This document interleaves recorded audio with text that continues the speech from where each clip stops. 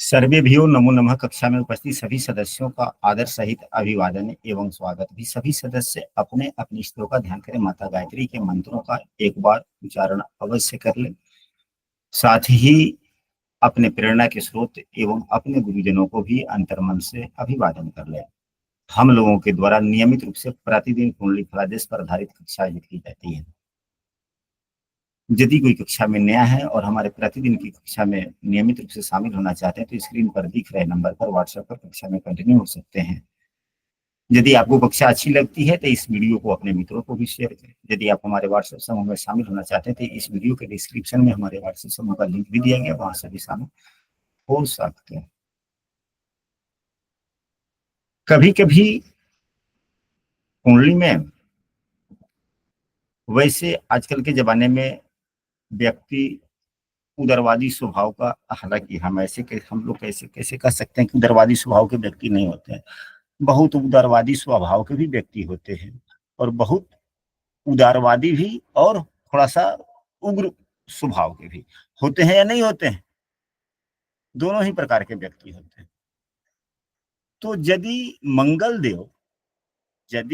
देव कुंडली में छठे भाव में हो या मंगल देव की राशि हो, ऐसे व्यक्ति को हथियार, यदि मंगल देव की राशि हो या मंगल देव हो या मकर राशि ही क्यों ना हो, छठे भाव में ऐसे व्यक्तियों को हथियार का उपयोग करना या संग्रह करना नहीं करना चाहिए। इन सभी चीजों से बचना चाहिए, क्योंकि छठा भाव शत्रु का है, जिससे व्यक्ति प्रतिरोध भी करता है, प्रतिकार भी करता है। तो क्या नुकसान हो सकता है कि नहीं हो सकता है?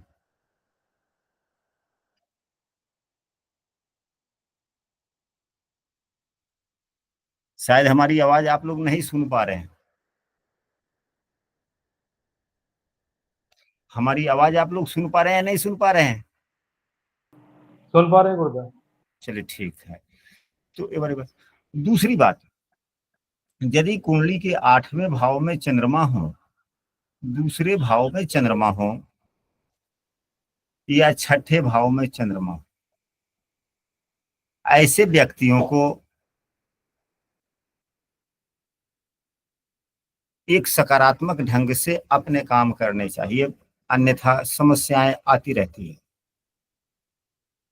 यदि इन भावों में चंद्रमा हो और देव गुरु बृहस्पति भी कहीं कुंडली में यदि खराब हो गए, यदि देव गुरु बृहस्पति नीच के हो गए किसी भी भाव में, या अशुभ शनि के द्वारा गुरुदेव दृष्ट हो जाए, अशुभ शनि के द्वारा, अब मान लीजिए कि यहीं पे 10 नंबर की राशि है, यहाँ पर 11 नंबर की राशि हो गया, तो शनिदेव अशुभ हुए या शुभ हुए? शनिदेव अशुभ हो गए, क्योंकि 11वें एवं 12वें दोनों भाव के स्वामी हो गए, शनिदेव अशुभ हो गए। तो जब शनिदेव अशुभ हो गए और देव गुरु बृहस्पति कहीं भी बैठ जाए, यहीं भी केंद्र में ही क्यों ना बैठे हुए हो, और यहाँ पे शनिदेव हो जाए और शनिदेव की तीसरी दृष्टि पड़ जाए, या शनिदेव यहाँ पर हो, ऐसी दृष्टि यहाँ पर पड़ जाए 7वीं, या शनिदेव यहीं पे हो 8वें भाव में इनकी दृष्टि पड़ जाए, यानी कि अशुभ शनि द्वारा देव गुरु बृहस्पति दृष्ट हो, या देव गुरु बृहस्पति बलहीन अवस्था में हो, या देव गुरु बृहस्पति भावेशों के आधार पर अशुभ फलदाता बन जाएं, और चंद्रमा दूसरे, छठे या 8वें भाव में होते हैं, ऐसे व्यक्ति को चमत्कारी विषय वस्तुओं से थोड़ा दूर ही रहना चाहिए। किन चीजों से दूर रहना चाहिए? चमत्कारी विषय वस्तु चमत हाँ जी, चमत्कारी विषय वस्तु मतलब चमत्कारी विषय वस्तु मतलब कि टोना टोटका हुआ, आडंबर युक्त पूजा पाठ हुआ। आडंबर युक्त पूजा पाठ भी तो चमत्कारी ही होता है वैसे। जी। इन सभी चीजों से बचना चाहिए। यदि नहीं बचते हैं तो पैसे बहुत ही खराब होते हैं नहीं कि पैसा भी बर्बाद होता है और मानसिक चिंताएं बढ़ती चली जाती है। यानी कि अष्टम भाव, दूसरे भाव एवं छठे भाव, क्योंकि छठा भाव भी क्या है, यह अवसाद ही है, एक प्रकार का शत्रुता वाली बात है। और 12वें भाव को चंद्रमा देखते हैं। हालांकि यह सूत्र छठे भाव पर उतना कम लगता है, लेकिन अगर दूसरे भाव में चंद्रमा हो और या 8वें भाव में हो और देवगुरु बृहस्पति या चंद्रमा दोनों में से कोई एक अशुभ शनि के द्वारा दृष्ट हो तो ऐसी स्थितियां होती।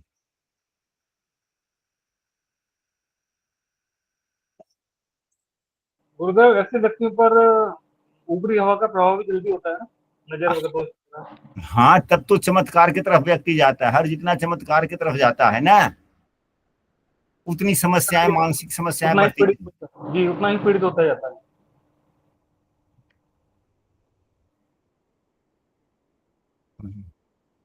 तो कभी कभी ऐसी बात होती है कि लोगों को सावधानियां बरतना चाहिए, और ज्योतिषी ही तो सुझाव दे सकते हैं ना कि हाँ वैसी बातें छोड़ो, अपने वास्तविकता पर देखो कि क्या इससे नुकसान तुम्हारा कुछ हुआ है कि नहीं हुआ। यदि कुछ नुकसान हुआ है तो क्या इसमें तुम्हारी कर्तव्यशीलता जो है वह कम हुई है कि नहीं हुई। अगर तुम अच्छे ढंग से कर्तव्य करते तो क्या नुकसान होता। इस प्रकार के स्थितियों को हम लोग दर्शा सकते हैं।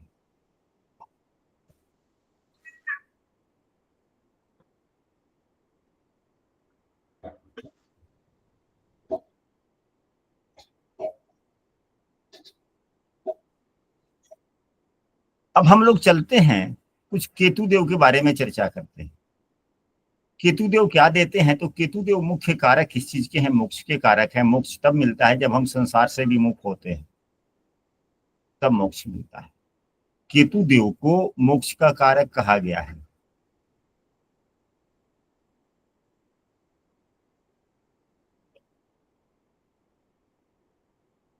तो अलग अलग ग्रहों, हालांकि यह नियम है, आप सबों के कुंडली में यदि केतु देव 10वें भाव में होंगे तो उम्र के एक निश्चित समय सीमा तक आप बड़े आराम से बहुत काम करते हैं, काम करने के प्रति आपका मन का लगाव काफी रहता है।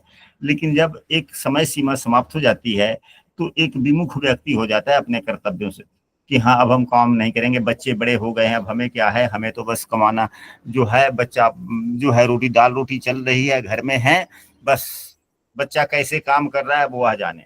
यदि वह पूछता है तो सुझाव सलाह दे देते हैं, अन्यथा उतना भी नहीं करते। यानी कि एक बेफिक्री जीवन, उस भाव से संबंधित बेफिक्री जीवन। यदि केतु देव 11वें में होते हैं तो एक निश्चित समय तक धन की इच्छाएं मन में जागृत होती है कि अब कमाए और कमाए और कमाए। लेकिन एक निश्चित समय के बाद में केतु देव वहां से विमुखता दे देते हैं कि चलो अब क्या कमाना, कमा लिए बहुत, अब चलो जी कुछ ऐसा काम करो जिससे कुछ आगे की बातें अच्छी लगने लगे। वह जिस भाव में होते हैं, अगर मान लीजिए कि 7वें भाव में ही हो गए, व्यक्ति की शादी हो गई तो यह दाम्पत्य जीवन है, तो क्या दाम्पत्य जीवन से विमुख कर देंगे, नहीं करेंगे। दाम्पत्य जीवन के एक ही आधार नहीं है, एक ही कार्य नहीं है, कई कार्य होते हैं। एक आपसी प्रेम भी है, एक आपसी सहयोग भी है, एक आपसी वार्तालाप भी है, एक आपसी एक दूसरे के पूरक भी हैं, और भी कई क्रियाएं हैं। तो वैसी क्रियाएं जो भौतिकता की वाली बात है, उससे व्यक्ति थोड़ा सा क्या होता है, विमुखता हो जाता है, यानी कि इच्छा उससे कम हो जाती है, अन्य सभी चीजें चलती हैं। अगर चौथे भाव में केतु देव होते हैं तो वह भौतिक सुखों का भाव है, घर के सुखों का भाव है, विलासिता संबंधी सुखों का भाव है जो घर से संबंध रखता है। उम्र के कुछ दिनों के बाद में, शुरू में तो होता है कि ऐसे घर रहता है, ये पर्दा लगता है, यहाँ पर ये चीज होता तो अच्छा लगता, लेकिन कुछ दिनों के बाद में मन उससे विमुख हो जाता है, जो है वही सही है, आवश्यकता की तो पूर्ति हो रही है ना। अगर बच्चे भी कोई सामान खरीद के लाते हैं रखते हैं, अरे छोड़ो जी क्या लाए हो, नहीं था तब भी तो काम चल रहा था, तुम लोग फिजूल पैसे खर्च कर लेते हो। इस प्रकार की बातें लोग। अब आप लोग अपने अपने कुंडली में देखें, जितने ही सदस्य हैं कक्षा में, क्या आप लोग अपने कुंडली पर देखें कि यह सूत्र क्या आप लोगों पर हल्का सा भी लागू हो रहा है कि नहीं। जिस भाव से में केतु देव हैं, उस भाव से कुछ विमुखता एक उम्र के बाद में, तो यहाँ पर अधिक उम्र होने के बाद में ऐसी विमुखता आती।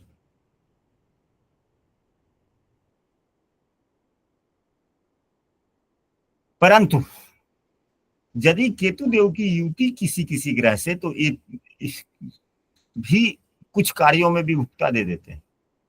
अगर शनि एवं केतु के युति हो, शनि के साथ में केतु की युति हो जाए, कहीं भी कुंडली के किसी भी भाव में शनि एवं केतु की युति, तो यह भौतिक संसार से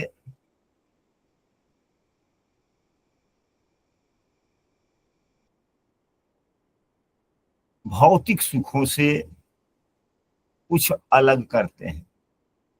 यानी कि बाद में जीवन के एक हिस्सा के बाद में यह भी मुक्ति दे देते हैं, यानी कि थोड़ा सा अलगाव कर देते हैं कि उस दर से मन नहीं जाता।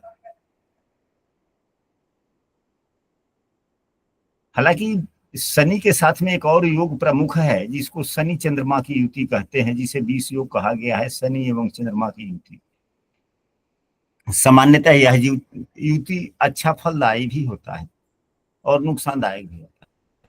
जिसके कुंडली में शनि एवं चंद्रमा की युति होती है, ऐसे व्यक्ति कोई भी कार्य करने से पहले बहुत ज्यादा सोचता है, और अत्यधिक सोच लेने के कारण जहां तक नहीं जाना चाहिए जिन निर्णय पर, वहां तक व्यक्ति चला जाता है, जिससे कार्य में बाधा होती है। यानी कि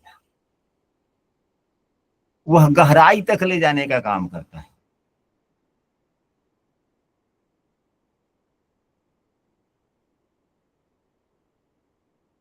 अगर यही देव गुरु बृहस्पति एवं केतु की युति होती है, तो देव गुरु बृहस्पति एवं केतु के साथ में जब युति हो जाती है, तो यह अच्छे फल प्रदाता हो जाते हैं, लेकिन यह विमुखता भी देते हैं। तो वह किस चीज से? तो शुरू के दिनों में व्यक्ति तरह तरह के शास्त्रों का अध्ययन करता है,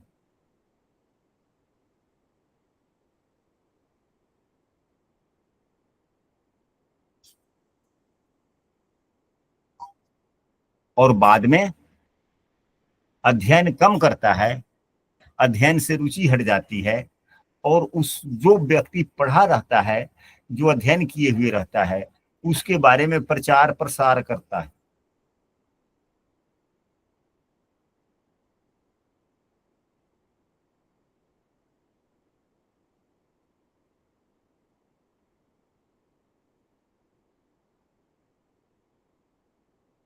कुछ ग्रह कुंडली में बकरी होते हैं।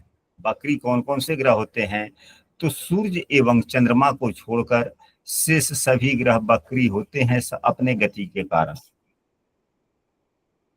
लेकिन सबसे अधिक बकरी ग्रह में फल देने वाले, अच्छे फल देने वाले देवगुरु बृहस्पति होते हैं। यदि जिसके कुंडली में देवगुरु बृहस्पति शुभ भाव के स्वामी भी हों, और अंशात्मक मान से ठीक ठाक हो, नवमांश में भी स्थिति ठीक हो, कम से कम अपने नीच की राशि में ना हो,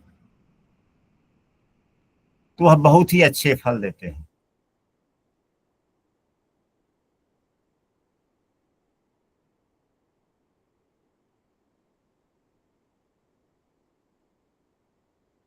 जिसके कुंडली में बकरी देवगुरु बृहस्पति होते हैं, चाहे किसी भी भाव में हो और अच्छी स्थिति में हो, ऐसा जातक व्यक्ति अपने से अधिक उम्र के व्यक्ति से भी ज्यादा मानसिक रूप से मजबूत होता है। सोचने समझने की शक्ति काफी होती है। यदि आपके घर में ही कोई लड़का हो और वह वयस्क हो गया हो, और उसकी कुंडली में यदि देवगुरु बृहस्पति किसी भी शुभ भाव के स्वामी हो, केंद्र भाव के स्वामी हो, त्रिकोण भाव के स्वामी होकर शुभ भाव में बैठे हुए हो, अच्छी स्थिति में हो, तो उनसे बगैर राय सलाह किए हुए कोई कार्य ना करें। देवगुरु बृहस्पति अगर बकरी स्थिति में है, तो इनके फैसले जो होते हैं बहुत अच्छे होते हैं। गुरुजी, अगर देवगुरु बृहस्पति फोर्थ भाव में कर्क लगन की कुंडली में है तो कैसे रहेंगे? अब कर्क लग्न की कुंडली मान लीजिए कि यहाँ पर 4, 5, 6, 7, 8, 9, 10, 11, 12 यहाँ पर हो गए वो देवगुरु बृहस्पति। और बकरी है कि मार्गी है? वक्री हैं। अच्छे ही फल देंगे, उतने अच्छे नहीं देंगे क्योंकि ये खष्टेश भी तो हैं हाँ और जी। यह नवम भाव के भी स्वामी हैं, लेकिन इनकी मूल त्रिकोण राशि छठे भाव में पड़ा हुआ है और यह यहाँ पर अपने शत्रु राशि में भी हो गए, यानी कि शुक्रदेव की राशि इनकी शत्रु राशि है ना, हाँ जी। तो स्थिति उतनी अच्छी नहीं हुई। लेकिन हाँ, यह जो हमने गुण कहा कि ऐसे व्यक्ति अपने से बड़े उम्र से भी ज्यादा समझदार होते हैं, तो यह गुण कुछ ना कुछ देखने को मिलेगा बच्चा तक में, हाँ जी, वो तो है। लेकिन उतना नहीं है। अगर यही छठे भाव के स्वामी न होते, अगर कर्क लग्न नहीं होती, अगर सिंह लग्न होता, तो देवगुरु बृहस्पति कहाँ चले जाते और किस भाव के स्वामी हो जाते? यदि देवगुरु पंच बृहस्पति यहीं पे यदि देवगुरु बृहस्पति यहीं पे होते तो यह मंगल की राशि में होते। और पंचम एक अष्टम। तो अष्टम भाव में यहाँ पर मीन राशि होती, पंचम भाव में यहाँ होता, तो मूल त्रिकोण राशि यहाँ हो गया पंचम भाव में, अष्टमेश का दोष नहीं लगा। हालांकि यहाँ पे नवमेश होने पर भी खष्टेश का दोष नहीं लगा, लेकिन मूल त्रिकोण राशि तो यहाँ पर है ना, यह छठे भाव का थोड़ा ज्यादा फल दे देंगे, तो छठा भाव के स्वामी थोड़ा कम फल खराब फल देता है, तो कुछ तो गुण दायित्व तो उसको भी निभाना है। लेकिन यह शुभाग्रह है तो यह बुरे फल उतने देते नहीं। लेकिन अगर यही सिंह लग्न की कुंडली होती और यहाँ पर ये बकरी स्थिति में होते तो फिर क्या हो जाता? तो यह एक तो अपने मित्र राशि में हो गए, अच्छी स्थिति हो गई, इनकी मूल त्रिकोण राशि यहाँ पर हो गया पंचम भाव में, तो यह गुण और उसमें काफी ज्यादा होता।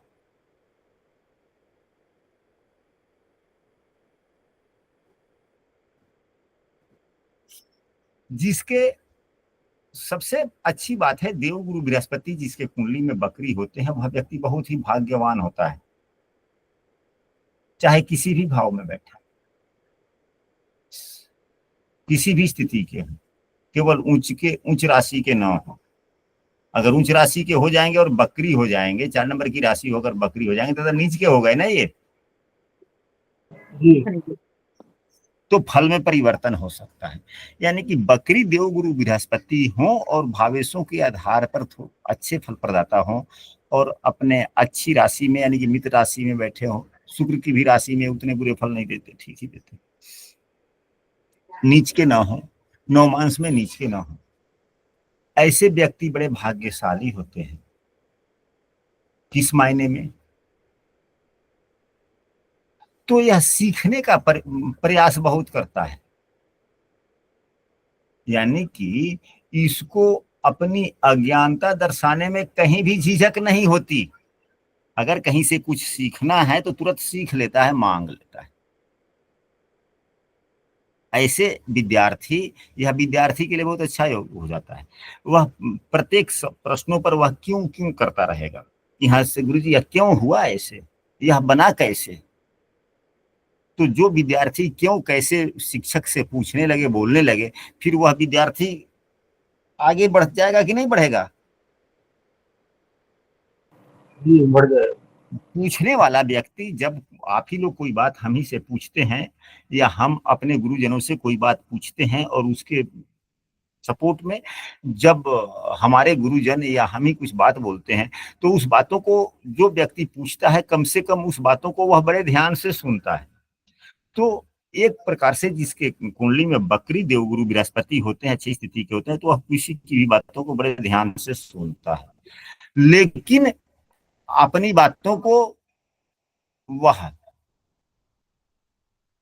बगैर किसी, जो सामने वाला एक जो बहुत व्यक्ति में जो स्वभाव होता है कि बगैर मांगे सलाह देते रहो, देवगुरु बृहस्पति का है काम।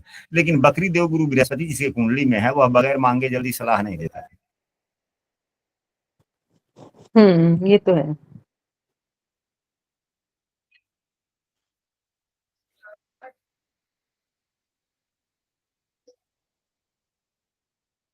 तो हम सबों को सभी ग्रहों के बारे में कुछ ना कुछ, अब यही शनिदेव अगर बकरी हो किसी की कुंडली में और नवमांश में यदि उच्च के ना है, शनिदेव यदि कुंडली में बकरी है किसी भी राशि में है, अपने उच्च की राशि में ना हो, यानी कि तुला राशि में बकरी नहीं हो, नहीं तो नीच के फल देते हैं, यानी कि स्थिति शुभ हो, तो ऐसा व्यक्ति नीच की राशि में हो गुरुजी?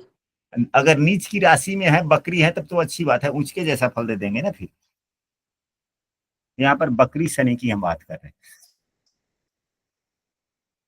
यदि शनिदेव बकरी होते हैं और नवमांश में और उच्च के नहीं है, तो ऐसा व्यक्ति, तो नवमांश में तो किसी किसी व्यक्ति के कुंडली में ना शनिदेव उच्च के मिल जाएंगे, सभी व्यक्ति के कुंडली में थोड़े हो जाएंगे। जिसके जितने व्यक्ति के कुंडली में बकरी शनिदेव होंगे, क्या सभी के शनिदेव नवमांश में उच्च के थोड़े हो जाएंगे? नहीं होंगे, किसी किसी के हो सकते हैं, भाग्यशाली व्यक्ति के। तो हम लोग सामान्यतः यह समझे कि जो अब शनिदेव कुंडली में शनिदेव यदि बकरी होते हैं और खराब स्थिति के हों,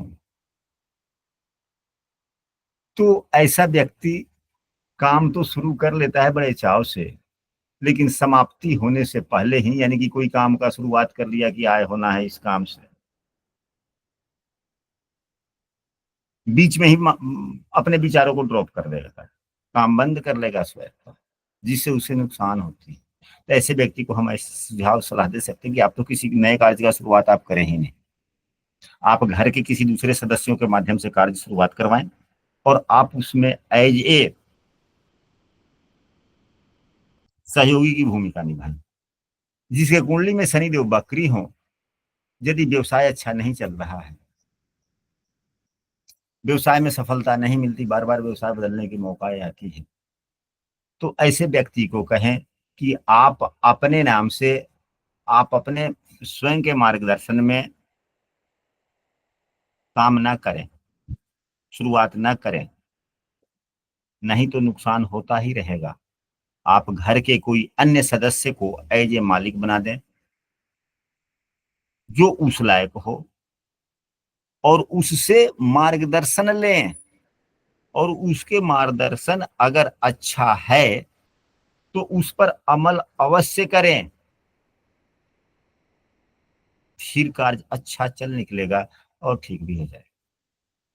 अंतिम फैसला यदि घर के दूसरे सदस्य जिसके नाम से दुकान है उन्हीं को लेने दें। यदि उनको फैसला लेने में, निर्णय लेने में समस्याएं आ रही है, तो आप उनको सुझाव दें, सभी तथ्यों को समझा दें कि यह इस प्रकार से हो सकता है। हमने सभी बातें आपको बतला दी, लेकिन हम हाँ या ना, यह मैं नहीं, आप अपने विवेक से जो कहेंगे हम उसी पर अमल करेंगे।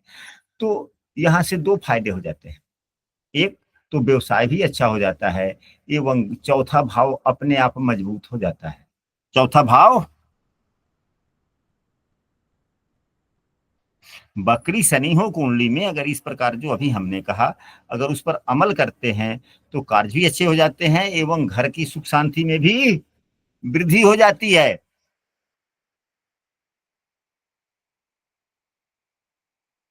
कारण यह होता है कि जब हम कोई काम करते हैं और घर के किसी सहयोगी सदस्य से, घर के अपने से अधिक अनुभवी व्यक्ति से अगर हम सुझाव सलाह लेते हैं, उस पर अमल करते हैं, तो घर में प्रेम का माहौल बढ़ेगा कि नहीं बढ़ेगा?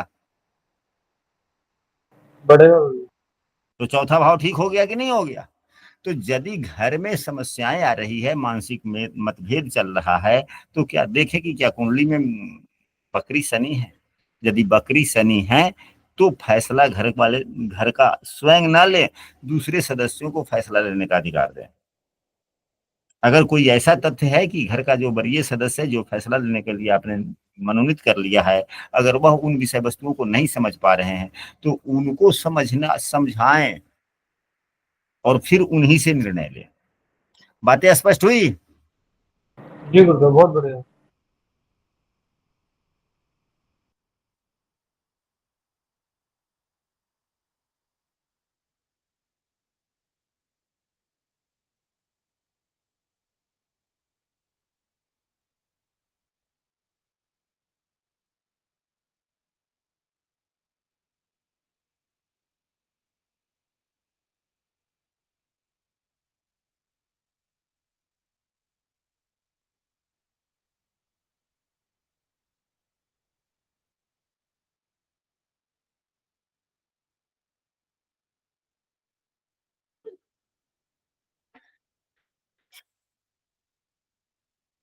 कुछ ऐसे ही सूत्र यदि कर्म भाव का स्वामी, अब मान लिया किसी भी लग्न की कुंडली हो, किसी भी लग्न की कुंडली हो, 7, 8, 9, 10, 11, 12, 1, 2, 3, 4, 5, 6, किसी भी लग्न की कुंडली, अगर अब यह 10th भाव में कौन सी राशि हो गई, 4 नंबर की कर्क राशि हुआ। अगर कर्क राशि का स्वामी यानी कि 10th भाव का स्वामी यदि चौथे भाव में बैठ जाए, 10th भाव का स्वामी यदि चौथे भाव में बैठ जाए, ऐसे व्यक्ति के भाग्य बड़े मजबूत हो जाते हैं। यह ऐसी योग भाग्यशाली व्यक्ति के कुंडली में होते हैं और कोई बड़ी विषम स्थितियां नहीं आती जीवन में।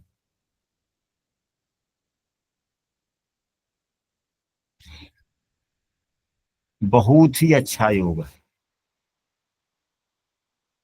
ऐसे व्यक्ति को जिसके 10th भाव के स्वामी चौथे में होते हैं, इसे माता पिता का आशीर्वाद भी कहा गया है। हमारे गुरुजन इसे माता पिता का आशीर्वाद कहते हैं।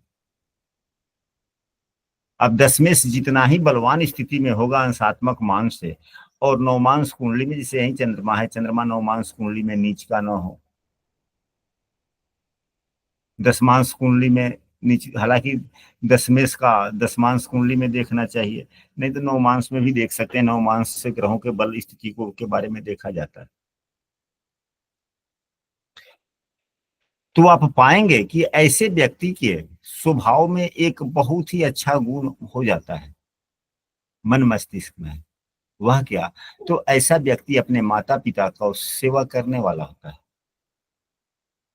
तो जो व्यक्ति अपने माता पिता का अंतर्मन से सेवा करेगा तो आशीर्वाद, तो माता पिता का अंतर्मन का आशीर्वाद मिलेगा। तो जिसके पास में माँ बाप का अंतर्मन का आशीर्वाद मिल जाए, मिलता रहे, क्या वह भाग्यशाली हुआ कि नहीं हुआ? पूरे संसार के, पूरे दुनिया का सभी व्यक्तियों का आशीर्वाद एक पलड़े पे, और माता पिता का अंतर्मन का आशीर्वाद एक तरफ। फिर भी माता पिता का आशीर्वाद का ही वजन अधिक होता है, अन्य सभी का आशीर्वाद छोटा ही पड़ जाता है।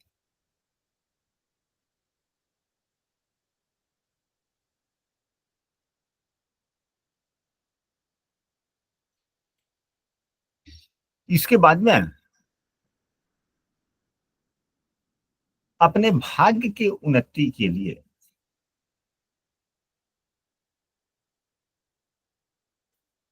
यदि भाग्य भाव का स्वामी, इस उदाहरण कुंडली में भाग्य भाव जो 9वां भाव कहा जाता है, 9वां भाव का स्वामी यदि 7वें भाव में हो जाए, 9वां भाव का स्वामी, जैसे कि 3 नंबर की यहाँ पे राशि हो गई, 3 नंबर राशि के स्वामी बुधदेव होते हैं, यदि बुधदेव 7वें भाव में बैठ जाए,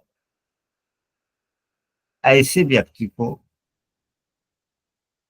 ऐसे व्यक्ति को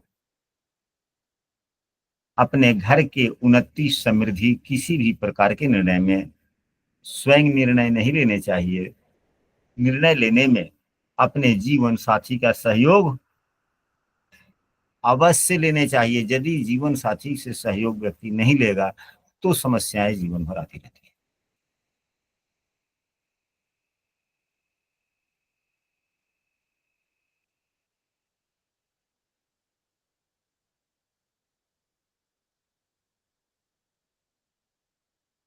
यदि 12वें भाव का स्वामी, 12वां भाव क्या है?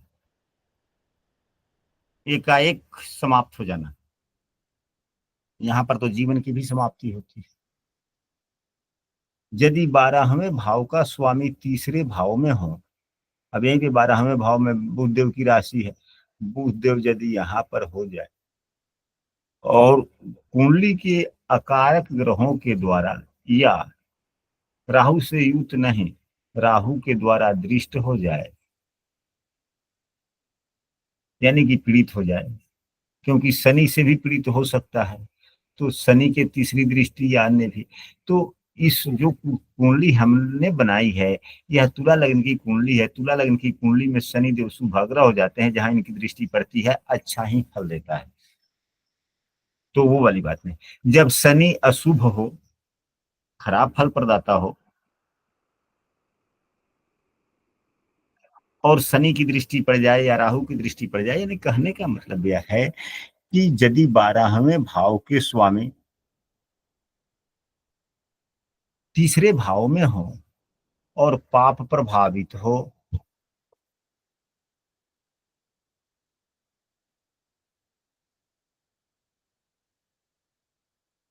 तो व्यक्ति को अपने कर्तव्य, अपने कर्म पर विश्वास करते हुए अपने काम करना चाहिए।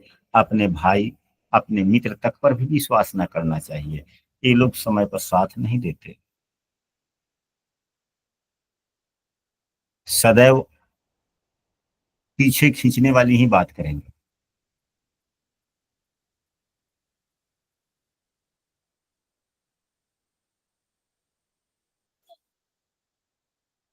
यदि महिला की कुंडली हो, यदि कुंडली महिला की हो और तो दसम भाव को अवश्य देखें और उसका उपाय शुरू में ही बतला दें। शादी से पहले ही, अगर शादी से पहले अगर कुंडली की चर्चा हो रही हो माँ बाप के द्वारा, तो दसम भाव का उपाय पहले बतलाएं। यहाँ शादी से पहले यह उपाय कीजिएगा और इसके बाद में साथ ही हमेशा के लिए अपने बच्ची को यह सुझाव दे दीजिएगा कि जितना दिन तक इस प्रकार के उपाय करता रहेगा उतना ही देर ठीक था। गुरुजी, हम्म। ये जो आपने योग बताया है, हम्म। तो ऐसे योग में क्या एक्सीडेंट के चांस मिलते हैं क्या गोचर में या कुंडली में? किसमें? ये जो 12वें का स्वामी तीसरे में हो, अकारक ग्रहों की दृष्टि हो। नहीं ना, यह एक्सीडेंट के योग यह नहीं हो पाते। हाँ, अगर खस्टेश से युत दृष्टि हो जाए तो यह संभव हो जाता है, क्योंकि चोट चपेट का भाव 12वां भाव नहीं है और तीसरा भाव भी चोट चपेट का नहीं है। तीसरा भाव मित्रता का है, छोटे भाई का है। 11वां भाव बड़े भाई एवं मित्रता का है, क्योंकि यह भी हाथ है और यह भी हाथ ही है। हाथ है और कान है।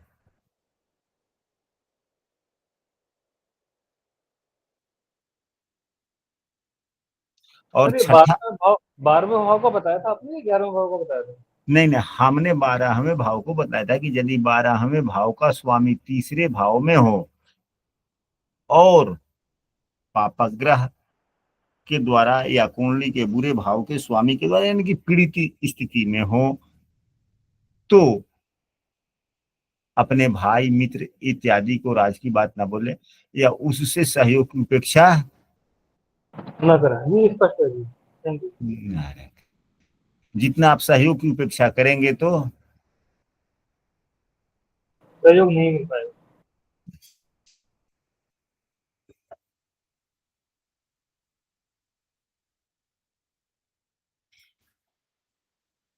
हाँ, दसम भाव यदि महिला की कुंडली हो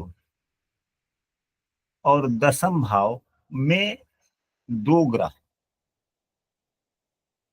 या तीन या इससे अधिक सूर्य को छोड़कर, यानी कि मंगल, शनि, राहु, केतु, इन चार ग्रहों में किसी भी दो ग्रह या तीन ग्रह, अब इसको अगर क्रमबद्ध लिखा जाए तो एक में शनि देव, दो में राहु देव, तीन में केतु देव, चार में मंगल देव, पांच में सूर्य देव। यह क्रम हो गया, यानी कि सबसे अधिक शनि, उसके बाद में राहु, उसके बाद में केतु, उससे कम मंगल, उससे कम सूर्य।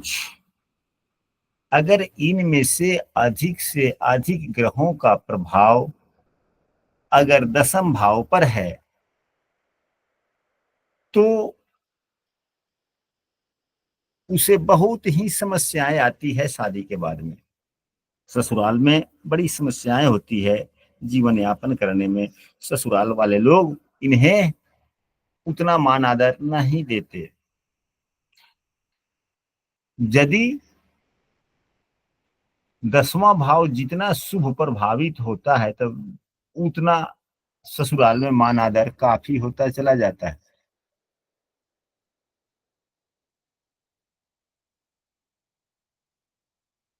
अगर शुभ प्रभाव है तो ऐसे हम कहेंगे कि रानी बहुत अच्छा, क्योंकि गुरु और इसके। राहु हो तो? हाँ जी। गुरु और राहु 10th भाव में। तो अब किस लग्न की बात है, किस लग्न का? मकर। तो यहाँ पे 10, यहाँ 11, यहाँ 12, 1 2 3 4 5 6 7 8 9, और गुरु एवं राहु किसी ग्रह से देखे जा रहे हैं या नहीं? नहीं, किसी ग्रह से नहीं देखे जा। बस केतु होगा सामने। क्या? केतु। अरे केतु तो राहु हो गया तो समझिए केतु ही है, ठीक है। वो तो राहु केतु हमेशा साथ में हो। अब यहाँ पर देखा जाए, ये तो नैसर्गिक शुभाग्रह है ना, शुभाग्रह की राशि में है। जिस राशि में है शुक्रदेव कहाँ है? शुक्रदेव 9th हाउस में, 9th भाव में। शुक्रदेव नीच के हो गए ना।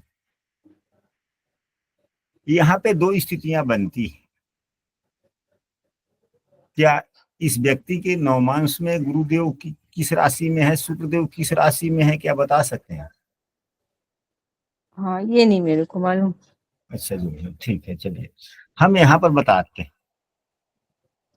देव गुरु बृहस्पति यहाँ पर अकारक हो गए, बुरे भाव के स्वामी हो गए, बुरे फलदाता हो गए, परंतु पापग्रह ज्यादा बुरे फल देते हैं, नुकसानदायक स्थितियां देते हैं। लेकिन विद्वानगण जो होते हैं उनसे बुरा काम तो होता ही नहीं। 10वें भाव के राहु देव अच्छे फल भी देते हैं अपने स्थिति के अनुसार। यहाँ पर देव गुरु बृहस्पति के, अगर यहाँ पर राहु देव एक पापग्रह है तो यहाँ पर एक नैसर्गिक शुभाग्रह भी है। तो हमने कहा है कि यदि 2 या 2 से अधिक ग्रह हो तब एक पापी ग्रह है और दूसरा नैसर्गिक शुभ ग्रह है। हाँ, तो यहाँ पर स्थिति ठीक है, कुछ नहीं कहा जा सकता।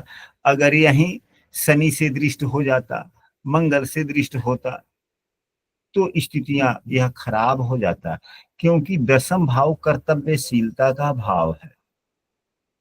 10वें भाव में जितने बुरे ग्रहों का प्रभाव होगा, 10वें से जितने खराब स्थिति के होंगे, कर्तव्यशीलता उतनी कम होती चली जाएगी, और कर्तव्यहीनता के कारण, कर्तव्यशीलता की कमी के कारण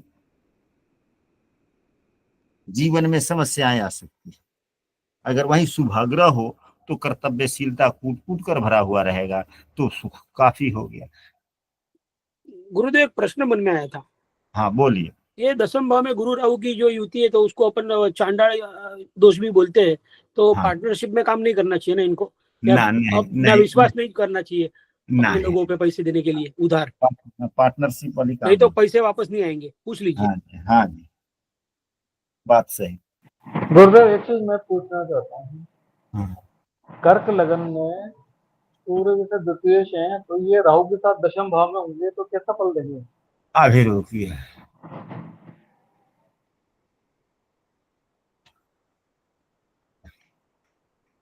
कर्क लग्न की कुंडली हो गई 4 5 6 7 8 9 10 11 12 1 2 3। हाँ, कौन से ग्रह? सूर्य और राहु 10वें में। सूर्य राहु। क्या सूर्य या राहु को 10वें भाव पर किसी ग्रह की दृष्टि है? मंगल की है, मंगल की तीसरे भाव से। मंगल की दृष्टि। यहाँ पर तो बहुत अच्छा हो गया।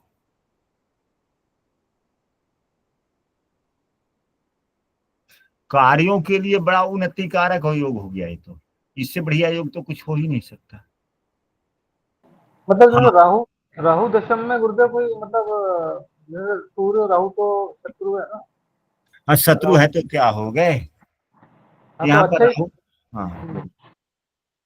बस सर एक ही डाउट होता है कि जैसे राहु से ग्रसित हो गया, सूर्य ग्रहण योग हो गया, तो हाँ, क्या खराब नहीं है? अगर अंशात्मक मान ज्यादा करीब है तो यह समस्यादायक है। यदि अंशात्मक मान में कुछ दूरियां हैं तो बहुत ही अच्छा योग हो गया। राहु की युति उच्च के ग्रह के साथ में हो गया, और राहु दशमेश एवं पंचमेश दोनों से दृष्ट हो गया दशम भाव में। यानी कि राहु त्रिकोण भाव के स्वामी से युक्त हो या दृष्ट हो, बात एक ही है। तो तीसरे भाव पंचम भाव के स्वामी से दृष्ट हो गया तो योग कारक हो गया। जी बताओ, ये राहु जो है ना मतलब 25% दोष में है, नवांश में 3 घर पीछे है। हाँ, मैं क्या। तो जब नवमांश में 3 घर पीछे हैं तो राहु अपनी दशाओं में अच्छे फल देंगे। सूर्य की दशा में कम फल मिलेगा, लेकिन राहु की दशा में उन्नति जरूर होगी। जी बताओ, ये पोरबंदर मित्र है हमारे, पोरबंदर में कंपनी में डायरेक्टर है, बहुत बड़ी पोस्ट पर है। क्या? हमारे मित्र हैं ये, और पोरबंदर में कंपनी में डायरेक्टर हैं, काफी अच्छी पोस्ट पर है। हाँ, तो यह गुरु की। राजयोग, हाँ राजयोग प्रदाता हो गया ना। हमने कहा ना कि राजयोग प्रदाता बहुत अच्छा हो गया है,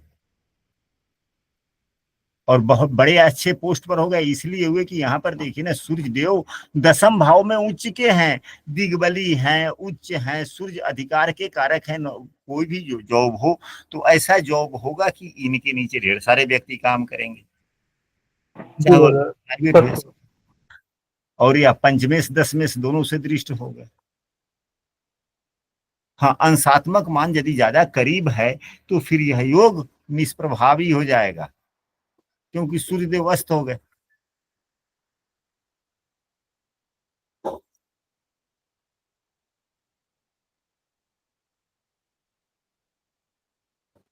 गुरुदेव यही योग अगर नवम भाव में हो, सूर्य और राहु का, कर्क लगन में। कर्क लगन में ही यहाँ पर सूर्य एवं राहु हो जाए। बात यह है कि सूर्य देव एवं राहु देव हो गए तो राहु देव त्रिकोण में बैठ गए। तो यहाँ पर राहु का फलादेश करने से पहले राहु पर पड़ने वाले दृष्टियों को देखा जाता है कि क्या वह किस ग्रह से दृष्ट हैं और किस ग्रह से युत हैं, और युति उनकी कितनी अंशात्मक मान की दूरियां हैं। बगैर उससे फलादेश नहीं हो सकता, क्योंकि जैसे कि यहाँ पर था तो हमने पूछा कि यह किससे दृष्ट है, अंशात्मक मान में दूरियां हैं कि नहीं है। यदि दूरियां हैं तो यह राजयोग अंशात्मक मान तो दूर है इनका, हाँ। राहु 7 डिग्री के हैं, सूर्य 23 डिग्री के हैं। हाँ, तो अंशात्मक मान तो दूर हो गया। सूर्यदेव दूसरे भाव के स्वामी हैं, अपने भाव से छठे भी बैठ गए, भले अपने भाव से 8वें बैठ गए। सूर्यदेव यहाँ पर बुरे फलदाता हो गए।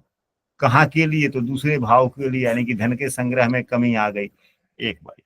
दूसरा, यह किस ग्रह से दृष्ट है, फिर उस पर तब फलादेश आगे बढ़ सके। हाँ, दृष्टि नहीं है किसी की।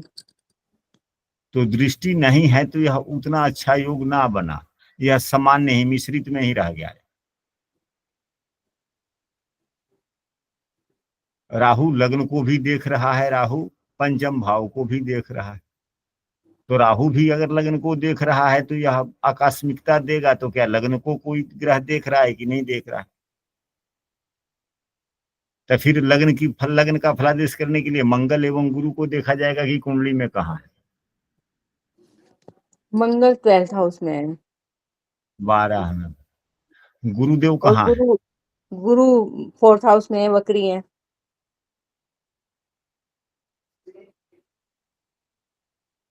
तो देव गुरु बृहस्पति, राहु देव जिस राशि में बैठे हुए हैं उसके स्वामी यदि बकरी हो गए तो बलवान काफी हो गए, और यह शुभाग्रह है, तो यह उतना नुकसानदायक स्थिति नहीं देगा।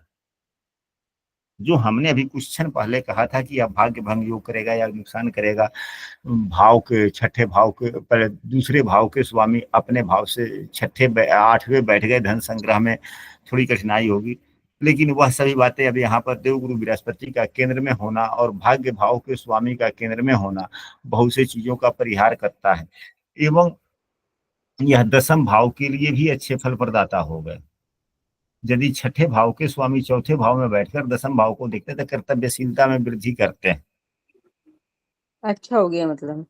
हाँ, यह जिसकी भी कुंडली होगी, यह भाग्य भाव में राहु एवं सूर्य की युति उतनी नुकसानदायक इसे नहीं है।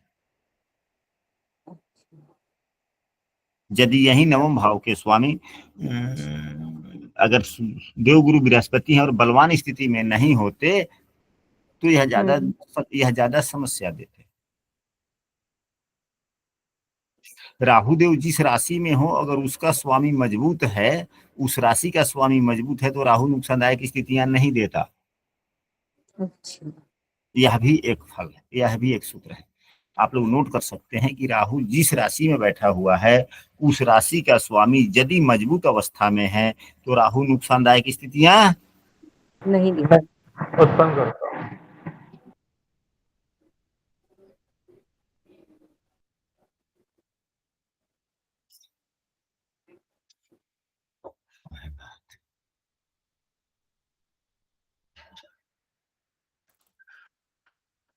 तो आज की कक्षा में हम लोग यहीं तक रखते हैं और कल की कक्षा में हम लोग सभी लग्नों के कुछ ना कुछ अच्छे बुरे सूत्रों पर हम लोग चर्चा करेंगे। सभी ग्रहों के लग्नों पर, मेरे सभी लग्नों पर कुछ ना कुछ हम लोग चर्चा कल की कक्षा में करेंगे। गुरुदेव, आज की कक्षा बहुत अच्छी उत्तम रही। मैं माफ कीजिएगा, बिना शुरू हो गया। लेकिन सर, एक चीज मुझे थोड़ा सा समझ में कम आई।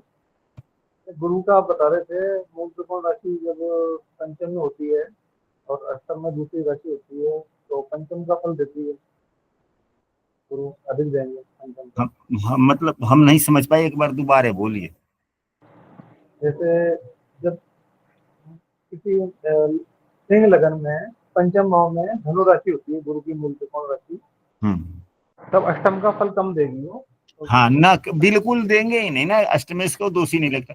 और इनकी जो मूल त्रिकोण राशि है वह पंचम भाव में हो गया तो पंचमेश यह ज्यादा कहे जाएंगे। लेकिन कर्क लगन में इनकी मूल त्रिकोण राशि छठे भाव में आती है। हाँ, तो यह थोड़ा सा स्थिति अच्छी नहीं हुई, क्योंकि नवम भाव के स्वामी हो गए। तो नवम भाव में वह मीन राशि है ना, तो मीन राशि उनकी मूल त्रिकोण राशि नहीं है, वह ज्यादा फल देंगे तो छठे भाव का फल देंगे। यह भी सूत्र तो है, इस सूत्र को झुठाया नहीं जा सकता ना। हाँ जी बिल्कुल। तो जैसे उसका मालिक छठे से अगर इसमें आ गया था, फोर्थ हाउस में बकरी हो गया, तो फल अच्छे नहीं देगा ना। हाँ, लेकिन एक बात यह भी है कि यदि शुभग्रह किसी बुरे भाव के स्वामी होते हैं तो वह उतना नुकसान नहीं करते, उतने कष्टदायक स्थिति नहीं देते जितना आपसे बर्दाश्त ना हो। लेकिन पापग्रह अगर बुरे भाव के स्वामी हो जाते हैं तो अत्यधिक कष्ट देते हैं, जो व्यक्ति से सहन नहीं हो पाता। समस्याएं इतना देते हैं कि व्यक्ति विचलित होने लगता है। लेकिन शुभग्रह समस्या देते हैं तो उतनी गंभीर समस्या नहीं देते, व्यक्ति को विचलित नहीं होने देते। लेकिन समस्या तो समस्या है। जी, धन्यवाद। समस्या तो अपनी